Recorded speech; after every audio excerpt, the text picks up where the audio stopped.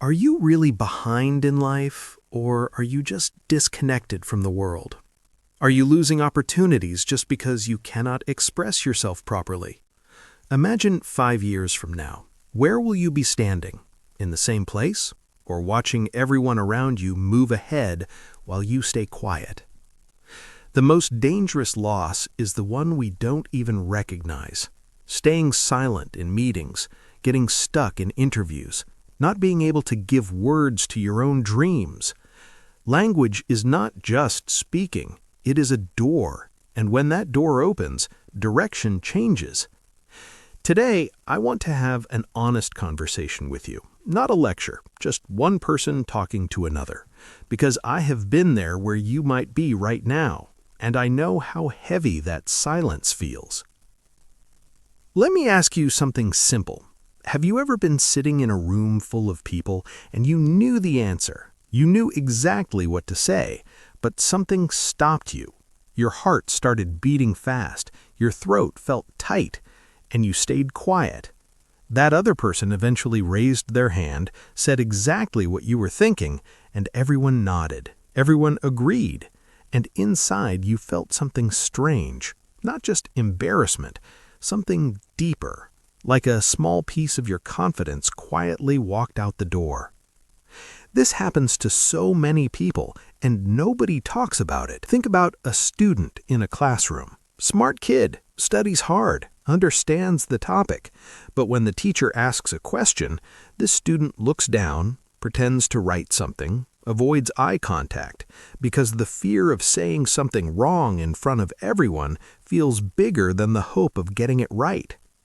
And so the student who is less prepared but more confident gets noticed, gets opportunities, gets chosen for projects and competitions and presentations, not because they knew more, just because they were able to speak. That quiet student goes home, does more studying, stays up late, tries harder, but the gap keeps growing, not because of knowledge, because of expression. Does that feel familiar? Now think about an office, a meeting room, people sitting around a table. The manager is asking for ideas. One person speaks, then another, then someone else jumps in. And there's one person sitting there, they have a genuinely good idea, actually a really solid thought that could solve the problem on the table. But they're waiting for the perfect moment. They're trying to find the right words. They're rehearsing in their head. And by the time they feel ready, someone else has already said something similar, or the topic has moved on. So they stay quiet. Again. After the meeting, their colleague who spoke up gets praised, gets noticed. The manager remembers that person's name a little more, and our quiet person walks back to their desk, feeling invisible. It's not that they're not talented, they are. It's just that talent alone isn't enough when you cannot connect it to words. Now, let me take you to a different scene. A small business owner, someone who worked hard to build something. They have a product, a real product, something useful, something they believe in.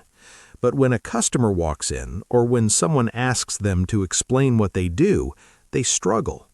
They know their product inside out, but when they try to explain it, the words come out jumbled. They say too much or too little. They watch the customer's expression change, see the interest fade, and they feel that sinking feeling. So they start undercharging because they can't justify their price confidently. They accept less than their work deserves, not because their product is weak, but because their words aren't doing the work for them. They start watching other businesses around them, businesses that may not even have a better product, but the owner talks well, explains clearly, builds trust quickly, and they grow. And our small business owner wonders what they are missing. They do not realize the answer is often this simple. It is confidence in communication. Now, here's one that I feel very deeply. The freelancer, someone who works independently, who has real skills, real talent. They can do the work, they know they can, but when a potential client sends a message saying, "Can we jump on a quick call?" something inside them freezes. They stare at that message. They type a reply, delete it, type again. Maybe they delay responding, hoping the client will just accept written communication.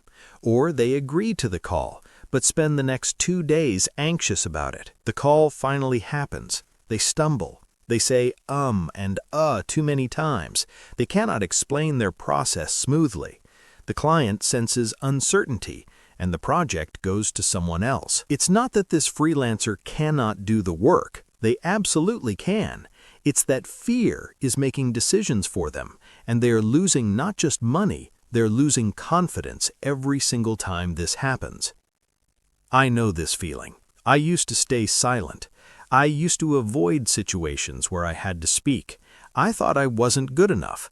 I thought some people are just naturally good at this, and I was not one of them. But that was a lie I told myself. And maybe you're telling yourself that same lie right now. Let me talk about something that goes beyond work and money, because this is not just a professional problem. Think about social situations, a gathering, a dinner, meeting new people. Some people walk in and within minutes they're laughing, connecting, telling stories. Everyone is drawn to them, not because they are special, just because they're comfortable expressing themselves. And then there's the other person, standing a little to the side, laughing when others laugh, listening more than speaking, feeling like they're watching life happen from behind a glass wall. They go home and they feel lonely, not because no one was around, because they couldn't really reach anyone. They were present physically, but somehow unreachable. And nobody even noticed, because silence is invisible. This is what poor communication does to a person over time. It's not just missed job opportunities, it's missed friendships, missed connections, a feeling of being slightly out of reach from your own life. And the worst part is this. Most people in this situation start believing it's a personality problem.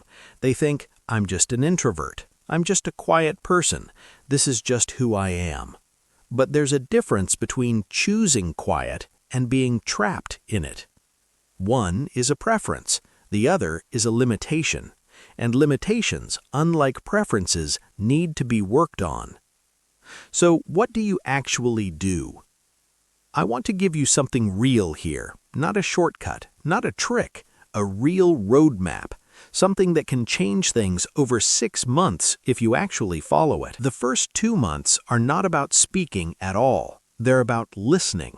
This sounds too simple, but most people skip this, and that's why they struggle.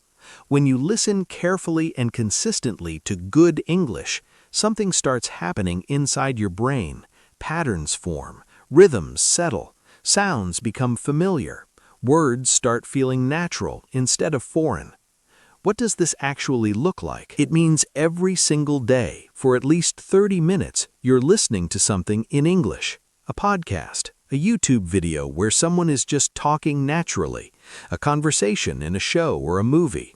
Not with subtitles as a distraction, really listening, paying attention to how people connect their words, how they pause, how they build their sentences. You are not studying, you are absorbing. And alongside this, every single day, you spend 10 minutes talking to yourself, out loud, alone, in your room, with the door closed if you need to. Talk about your day. Describe what you see outside your window. Tell the wall what you had for lunch. It does not matter what you say. What matters is that your mouth is getting used to forming English sounds without the pressure of someone watching you. And here is the most important rule of these first 2 months. You do not care about mistakes, not even a little bit. Mistakes are not failures. They are data.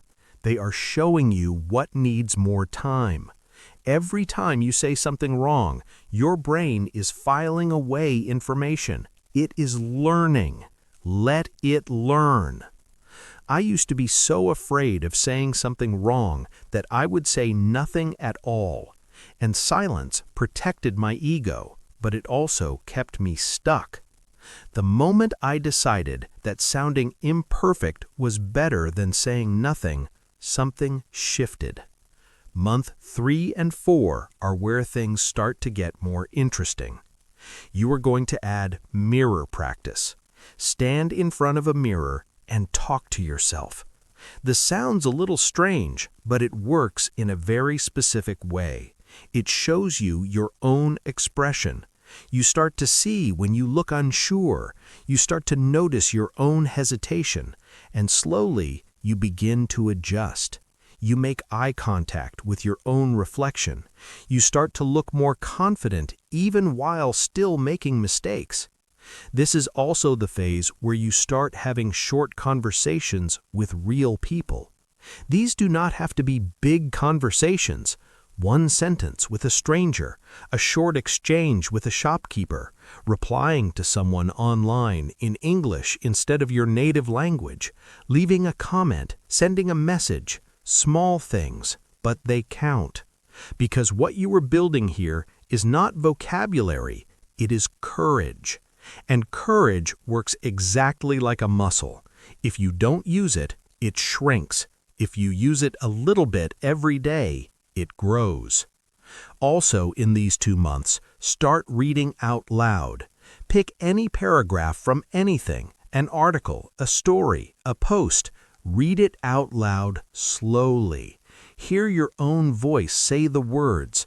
This connects your reading brain to your speaking voice, and it makes a real difference. You might feel silly doing these things. That's okay. Do them anyway. Growth rarely feels comfortable at the start. Now, month 5 and 6, this is where real life comes in. You are going to take small calls. You are going to try real conversations.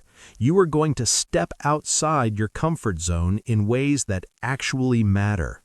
What does this look like? If you've been avoiding a client call, you book it.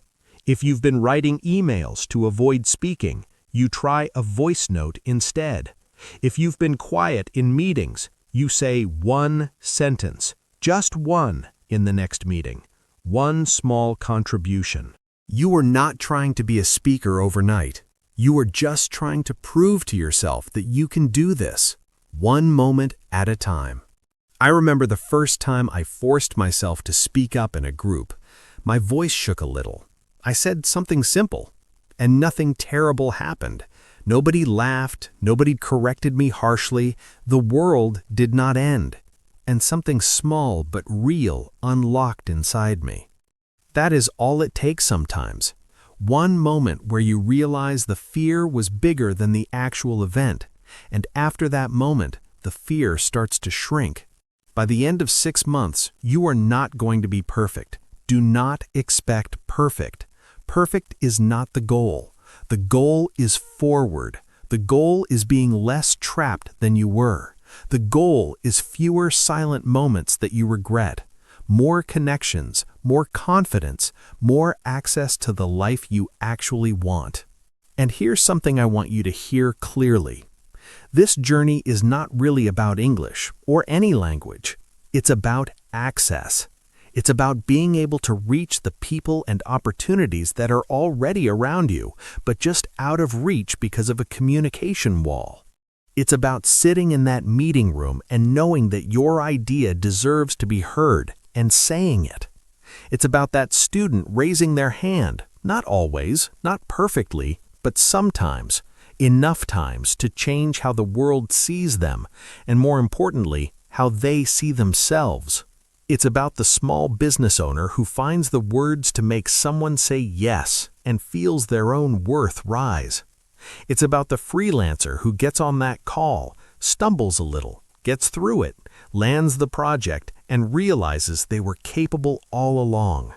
And it's about that person at the dinner party who says one thing and someone laughs, or nods, or connects, and suddenly the glass wall is not there anymore. That's what this is really about. I want to end with something honest. There will be days on this journey when you feel like nothing is changing, when you try and it doesn't come out right, when you feel foolish or frustrated or tired. On those days, do not compare your beginning to someone else's middle. Do not measure your growth against people who have more time or more exposure. Measure it against where you were last month, last week, yesterday. Because the truth is, Every single person who speaks well today was once afraid to speak at all. Every confident person you admire had days of silence and doubt. They just kept going anyway. And you can too. The decision you make today is not about grammar. It's not about accent. It's not even really about language. It's about direction. Which direction do you want your life to go? Do you want to keep standing still while opportunities pass? Or do you want to start moving, even slowly, even imperfectly, toward the life that's actually waiting for you? The door is right in front of you. You just have to decide to open it.